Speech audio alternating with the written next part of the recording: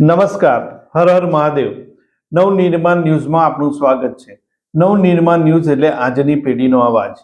જે પહેલાના જમાનામાં જો લોકો વ્યસન પાન પડીકી બીડીથી કરતા હતા, તો અત્યારે એ વ્યસન પાન પડીકીથી લઈ છેક ડ્રગ્સ સુધીને પહોંચી ગયું છે. તો આવા ટાઈમે આપણી વચ્ચે ગોપાલભાઈ સુથાર, જે ઓએનજીસીમાં સુપ્રિન્ટેન્ડન્ટ હતા અને એમને 2007થી આ વ્યસન મુક્તિ માટેનું અભિયાન ચલાવ્યું હતું. તો આજે આપણી વચ્ચે ગોપાલભાઈ સુથાર છે. નમસ્કાર ગોપાલભાઈ, નવનિર્માણ ન્યૂઝમાં આપનું સ્વાગત છે. તો ગોપાલભાઈ, આપ વ્યસન મુક્તિ અભિયાન સાથે સંકળાયેલા છો, તો પણ આપ શું જાતે પણ વ્યસન કરતા હતા? હાજી, હું પોતે વ્યસન કરતો હતો 1980 થી 2007.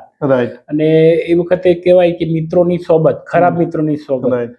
કારણ કે મારા ફાધર કે મારા મોટા ભાઈ બી વ્યસન નતા કરતા, પણ મારા મિત્રોનો સંગ એવો હતો એટલે એના કારણે તમાકુ મસાલા, પાન મસાલા, સિગરેટ, ડ્રિંક્સ બધું કરતો હતો.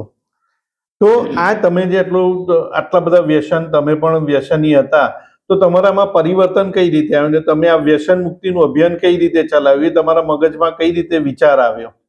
મારા મગજમાં એટલે એકચ્યુઅલી 2007માં અમે સૌરાષ્ટ્રની જાત્રાએ ગયેલા. તો મારો મિત્ર છે રાકેશ બ્રહ્મભટ્ટ, એના શાળા ત્યાં સ્વામિનારાયણ મંદિરમાં હતા.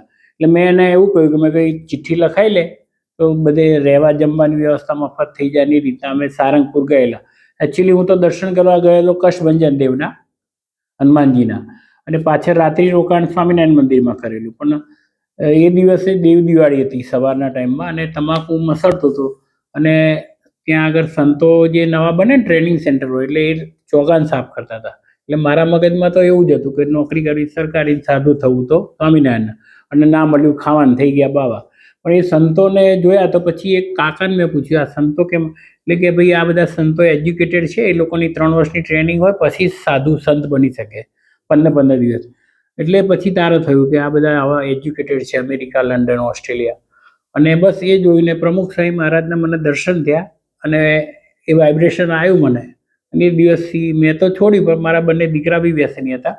ત્યારથી જે રોજના 15 મસાલા, સિગરેટ, દર અઠવાડિયે વીકલી દારૂ, માંસાહાર, તમામ વ્યસન મેં છોડી દીધા. તો અત્યારે તમે વ્યસન મુક્તિના અભિયાનમાં તમે કોને કોને ટાર્ગેટ કરો છો? કઈ જગ્યાએ તમે આ વ્યસન મુક્તિના અભિયાન માટે કોને મળો છો? કઈ જગ્યાએ સેમિનાર કરો છો? અને તમે આ વ્યસન મુક્તિના અભિયાનમાં છો, તો કયા એજ ગ્રુપના લોકો અત્યારે આ વધારે વ્યસન કરે છે અને કયા પ્રકારના વ્યસનો કરે છે? વધારે તો યંગસ્ટર જે છે, નાના છોકરાઓથી લઈને અત્યારે તો ગર્લ્સ બી, છોકરીઓ બી વ્યસન કરે છે ડ્રગ્સની કોલેજોમાં ને એમાં. તો એટલે ડ્રગ્સ તો વ્યસન એવું છે ને, એ બહુ છૂટવું અઘરું છે. પણ જે પાન મસાલા, ગુટખા ખાતા હોય, તો ત્યાં આગળ હું ગામડામાં વધારે પડતા આદિવાસી વિસ્તારોમાં જઉં છું, હિંમતનગર, મોડાસા, શામળાજી એ બાજુ. તો ત્યાં આગળ આદિવાસીઓ જે બધા બીડી ને બધું પીતા હોય, દારૂ પીતા હોય, તો ત્યાં આગળ જઈને એ લોકોને વ્યસન મુક્તિની વાત કરું. પછી ફેક્ટરીમાં બોલાવે કંપનીવાળા, તો ત્યાં જાઉં છું. એટલે આ બધા જે છોકરાઓને વાત કરું, પછી મારી જોડે બુકલેટ રાખું છું. આ બુકલેટના કારણે એમને બતાવું છું કે જો વ્યસન કરવાથી કેવું નુકસાન થાય, મોઢાનું કેન્સર આતે. અને હું મારા સ્વ અનુભવની વાત કરું છું કે હું પોતે રોજના 15 મસાલાના બધું ખાતો, તેના કારણે મારી આર્થિક પરિસ્થિતિ, ફાઇનાન્શિયલ મતલબ, અને શરીર ઉપર શું અસર પડે, એ બધી વાત કરું છું. હવે સપોઝ કોઈ પણ વ્યક્તિ વ્યસની હોય, તો વ્યક્તિને વ્યસન છોડતા કેટલો ટાઈમ લાગે છે? અને તમે આ બધા સેમિનાર કરો છો, તો પછી એમને વ્યસન છોડ્યું કે નહીં, એનું તમે કઈ રીતે એનું ધ્યાન રાખો છો? પહેલા તો વ્યસન એને વાત કરું, પછી એને કહું કે આટલું બધું નુકસાન થાય ફાઇનાન્શિયલી, આ તે શારીરિક નુકસાન ને બધી વાત કરું. પછી એ લોકોને શું કરું છું, ફોલોઅપ રાખું છું. કારણ કે અઠવાડિયે એ લોકોના કોન્ટેક્ટ કરતો રહું. પછી એના ફેમિલી મેમ્બર્સ હોય એમનો કોન્ટેક્ટ કરું. કારણ કે ઘણી વાર શું થાય કે આપણે વાત કરી અને આપણા નજર સામે એ વખત છોડી દે, પછી પાછા ચાલુ પડી જાય. એટલે એના ઘરના મેમ્બર્સનો કોન્ટેક્ટ નંબર લઈ લઉં, એટલે એ લોકોને વાત કરું. પછી એના મિત્રોને કહું, અને એ રીતના સતત 3-4 મહિના સુધી એનો ફોલોઅપ રાખું છું. 3-4 મહિના ફોલોઅપ રાખીએ ને, તો પછી એને છૂટી જાય. તમે ઘણી વ્યસન મુક્તિ અભિયાન માટે ઘણી જગ્યાએ ગયા, પછી તમને ઘણા બધા એવોર્ડ પણ મળેલા છે. તો એનાથી તમને સંતોષ થાય છે કે એક વ્યસન છોડાવવું એક સાર્થક થયું છે, તમારી આત્માને એક આનંદ અનુભવતા હશો, તો એ કયા પ્રકારનો આનંદ તમે અનુભવો છો? એ અનુભવ એટલા માટે થાય સાહેબ કે હું પોતે એવો હતો, એટલે હું એવું ઈચ્છું કે, અને પ્રમુખ સાહેબ મહારાજ કહેતા હતા બીજાના ભલામાં આપણું ભલું છે, કારણ કે મારા લીધે હું 36 લાખ રૂપિયાનું વ્યસન કરેલું મેં ટોટલી. એટલે મારા ફાધર તો મારાથી કંટાળી ગયેલા, અને મકાન બી મારો એક બંગલો હતો એ વેચી મારેલો મેં એના કારણે.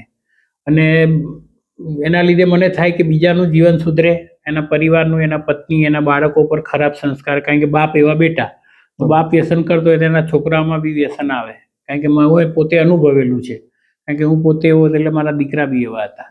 તો મને એવું થાય કે એક જીવને સુધારું ને તો એક આમ કંઈક એટલું બધું એ થાય કે શું કે મને આમ લાગે, અંતરથી આનંદ મળે કે એક જીવનું મેં પરિવર્તન કર્યું અને ભગવાનના આશીર્વાદ મળે. એટલા માટે મને એવું થાય કે જે મને મળે બધાનું જીવન પરિવર્તન થાય તો સારું.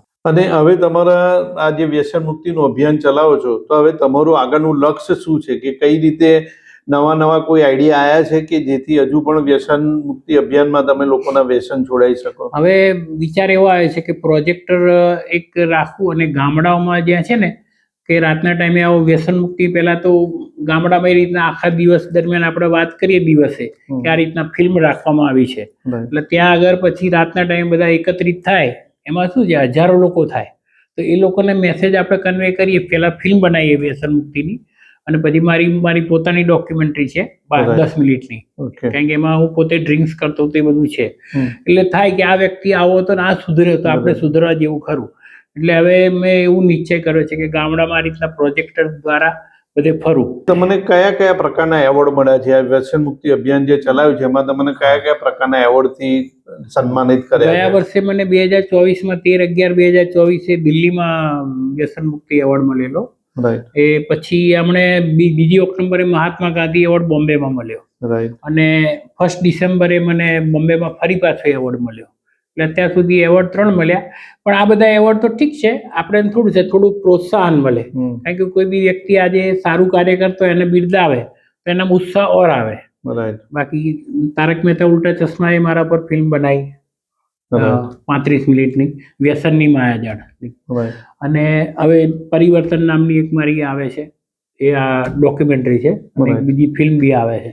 તો આનાથી શું થાય, આપણે ઉત્સાહ જાગે, કોઈ બી વ્યક્તિ સારું કાર્ય કરે એને પ્રોત્સાહિત આપણે કરીએ, એપ્રિશિએટ થાય, એટલે વધારે બળ મળે.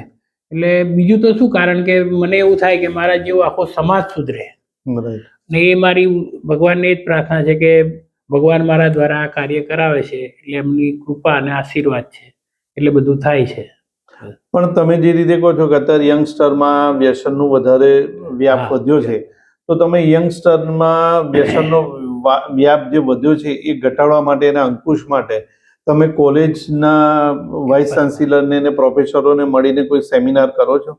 ના, હજુ સુધી એવું કોલેજોમાં નથી કર્યા, પણ હવે જરૂરી છે, કારણ કે કોલેજોમાં બહુ વ્યસન છે. હવે સ્કૂલમાં હમણાં એક જગ્યાએ ગયો હતો, કારણ કે પ્રિન્સિપાલ સાહેબે કહેલું, કારણ કે એક તો વ્યસન આ તો ઠીક છે, પણ બીજું વ્યસન મોબાઈલનું, એટલે એના વિશે બી વાત કરું છું સ્કૂલોમાં, કારણ કે નાના બાળકો ગુટકા ને બધું ખાય છે. પણ આપણે શું છે, ભારતની અંદર સૌથી વધારે યુવાધન છે આપણો, યુવા બીજા દેશોમાં નથી આટલા યંગસ્ટર. એટલે આ બહારના જે લોકોનું આખું ટાર્ગેટ જ છે કે ભારતના યુવાધનને ખતમ કરો. ગોપાલભાઈ, અત્યાર લગીને તમે ઘણા બધાને વ્યસન છોડાયા છે જે અભિયાન દરમિયાન, પણ તમને એવું કોઈક કેસ, કોઈ વ્યક્તિ તમને ધ્યાનમાં છે કે જે છોડાવવાથી તમને વધારે પડતો આનંદ થયો હોય, અને એવો કોઈ કેસ હોય તો જણાવો. એવા એક તો આપણે ફિલ્મી કલાકાર હતા, એ પોતે પ્રતિજ્ઞા, બાલિકા, બધી સિરિયલોમાં, ઘણી બધી સિરિયલોમાં અને ફિલ્મોમાં આવેલા છે.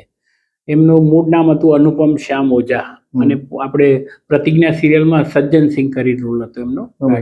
એ પોતે એવરીડે 3 પેકેટ સિગરેટ પીતા હતા અને ડ્રિંક્સ કરતા હતા. 2017માં મને અમદાવાદ મળેલા, અને તારે મારી જે પર્સનલી મુલાકાત થઈ, અને એ દરમિયાન એમણે મારા વિશે જાણીને પછી કે मैं भी रोज का 3 पैकेट सिगरेट वगैरह पीता हूँ और कभी कभी ड्रिंक्स, तो फिर એમણે છોડ્યું ને, એટલે મને આ દિલમાં થયું કે એક મહાન વ્યક્તિને મેં છોડાયું, એટલે મને એ થાય. અને એક મારી જોડે ઓએનજીસીમાં કેતન પટેલ હતા, એમને બહુ વ્યસન હતું, એ વ્યક્તિએ છોડ્યું.